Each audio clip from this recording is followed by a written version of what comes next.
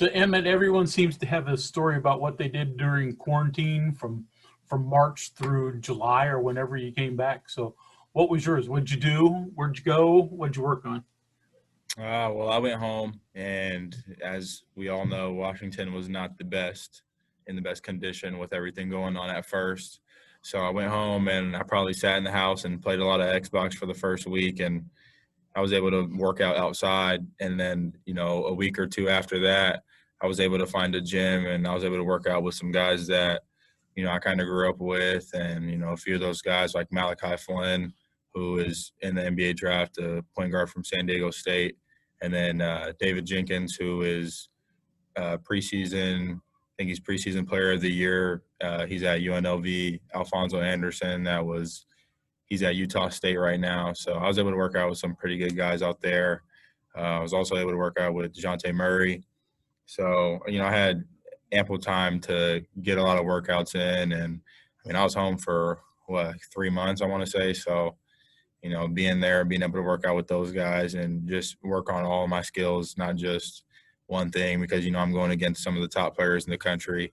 So, while doing that and, perfecting my craft, and pretty much just had a lot of fun while I was back home, enjoyed the time, because that's probably the major thing that I've missed since being out here. I've never really had time to go home for a long period of time. I think the longest I went home for was maybe 10 days. Oh, no, before Spain, I went home for we all went home for a month, but that was the first time I've been home. I felt like I was in high school still. So,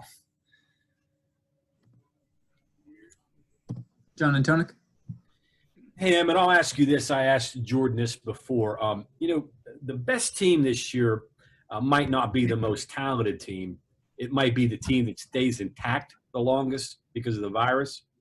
Have you guys talked about that, about how you to stay healthy, to realize the goals that you want this year? I think we talk about it almost every day. I feel like you said, this year isn't going to be the team that's the best or the most skilled or the tallest. It's going to be the team that is really just the most resilient. And we're all college students. At the end of the day, you get to college. Obviously, partying is one thing that, obviously we all have to give up. You don't have time to go hang out all the time. You don't have time. You can't really do that because, for one, we're getting tested every 3 days. And if one of your tests pops up positive, you're sitting out for 10 days, and then you got to do all the other tests to make sure your heart and everything is okay. So, I think just we all have kind of voiced our opinion on that. And, if we do want to all hang out, we'll all come together as a team, and we'll go to one of the players' apartments and get some pizza and, watch some of the games. And that's about, what we're used to now. That's kind of the new lifestyle. So.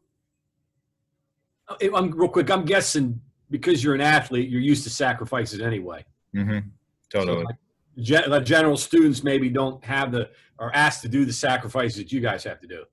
No, not at all. Obviously it's different for a normal student. You have kids that don't really care, and then you have kids that do care and whatnot. So there's kids that go out all the time, and you see it on their Snapchat, Instagram stories, and, they're all having that fun time. But, it's just one of those sacrifices we have to make, because at the end of the day, we all have a goal, which is to win a national championship. So, we got to give up those things for that. I'm fine with that. Go ahead, Greg. Emmett, so go back to last year. You started really well. Then, as you've talked about, you hit a slump and then finished strong as well. So what do you think was part of the slump? So what did you work on in the off season to hopefully avoid that the next time around? I honestly just worked on, trying to be more consistent. Obviously that was one of the problems I ran into last year. And, that was my first year kind of being in a bigger role, and, I didn't know what was expected of me. So I kind of was just going out there the first few games and just doing whatever. And, it was working. And then, when the game didn't work for me, I just kind of folded up into a ball, and I kind of went back to what I was doing freshman year instead of, staying resilient and being confident and going out there and just playing my game. So, this year I'm kind of just going to be more confident. A lot of it is just, being right mentally and going out there and knowing that, I'm going to play my game and not worry about all the other stuff that's going on. Cody Nesper. Hey, Emmitt. So you, Jordan, and Derek are the longest tenured Mountaineers right now. Do you feel like you're one of the older guys, one of the veterans? And then, just from, you being here the longest, do you feel like you're now able to kind of show guys the ropes and, explain to them how everything works with Huggins and the system and everything? I feel like I honestly feel like, for me, Derek and Jordan, we were able to do that last year. I think last year, I'm not sure how many new guys we brought in, but I know we brought in a bunch. And, over that summer when we were back home, the coaches, they voiced to us like, when we get all these new guys here, they're going to need help along the way. And it's not going to be easy because you're going to have guys that are knuckleheads that don't want to listen at first. But, once they get it and they start to listen, they'll start playing better. And, I think that's going into this year, it's been a little easier because we have guys coming back like Taz, we have Gabe. We got a lot of guys that came back from last year's team. So, we got two freshmen or 2 or 3 freshmen, and, we got Kedrian. So, it's been easy to get those guys rolling because everybody's been here, so to say. I mean, even if you've been here for a year, you can kind of help out and, you can show everybody along. And I think we all know what to expect from Hugs at this point. We've all been here for the summer. We've seen enough of Hugs so far, and, we all know what to expect. Greg Hunter. So, Emmitt, one of those new guys or semi-new guys is the guy behind you in Jalen Bridges. So, have you taken him under your wing? What do you see out of Jalen? What I see out of Jalen, Jalen's got me by about an inch. So, when Jalen first got here, over the recruitment process, it wasn't easy to, try to get him to come here. He was just torn beside, leaving home or wanting to move away and stuff. And so when we locked him in as a commit, I committed to, making him the best that he can be. So, every day I try to push him because I know what his potential is. And he's long-armed, he's tall, he can shoot the ball really well, he can get to the basket, he can finish. And there's not really anything in his game that I don't like at the time. He's been phenomenal since we've started up, and I think he's only going to get better. Obviously he's a freshman technically, but having that redshirt year and being able to get out there, especially with the guys last year, and, he kind of just feeds right into the system. And obviously having him behind me is going to help me because I really wasn't able to get a lot of breaks last year. So. Kevin Kinder.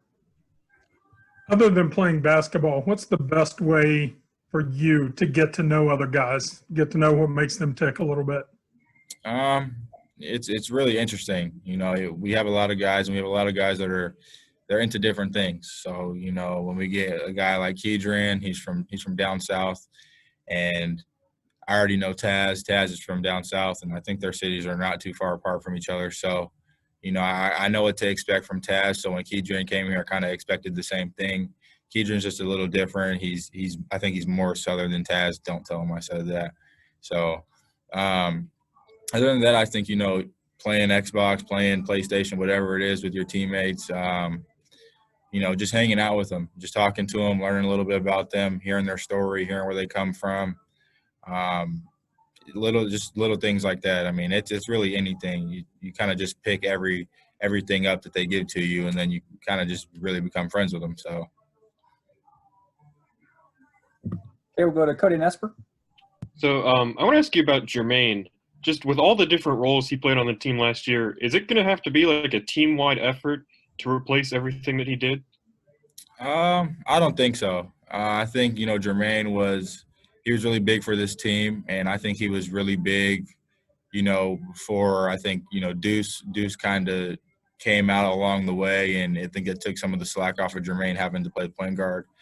Obviously Jermaine played the 1, 2, 3, 4, whatever you name it, he was playing it. But I think the difference between last year's team and this year's team is we don't need a guy that can play that many positions because we have so many guys that already play that position. We have a whole bunch of point guards. We have a whole bunch of shooting guards. We now have 3 wings. We have Gabe down there with the bigs. We have a whole bunch of guys, and I think the good thing about this year's team is we have so many guys that's versatile. And, I can play – I think this year I'll be able to play the 2, 3, and the 4. Obviously Gabe can play the 3, 4, and probably play the 5 if he wanted. Deuce can go anywhere he wants on the court. It just depends on where they want to throw him at. I just think this team is so much different from last year. I honestly think it's a complete turnaround. I think, just bringing Oscar back and Derek back and just bringing everybody back, knowing what to expect, and then obviously everybody getting better over the summer. It's just going to help us as a team.